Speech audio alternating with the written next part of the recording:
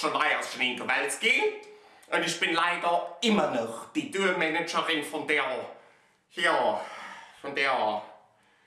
Trulle, die da auftreten tut. Nach dem vollkommen nicht nachvollziehbaren Erfolg von Zelluline, Buffets, Wechseljahre, kommt die Trulle nochmal nach Mannheim. Ich war dagegen. Ich hab zu ihr gesagt, hier, Trulle, hab ich gesagt, ja. Hier, den ganzen Scheiß, den will kein Mensch mehr sehen, waren die letzten Monate nicht schon Martyrium genug für uns alle. Aber nein, sie will in ihrem Alter nochmal auf die Bühne, also vom 22. bis zum 24. Juni, da heult sie wieder ins Mikrofon, die Blünze.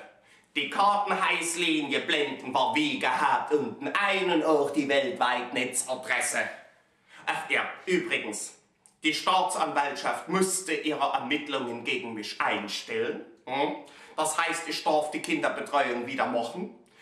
Das Bällchenparadies wird gerade von Gotze und Bisse gereinigt. Deswegen bauen wir draußen eine lustige Hüpfburg auf. Modell Kreml.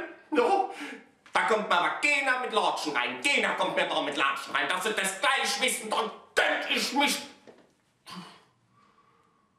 Ganze. Ich tanze in Wechseljahren Tango.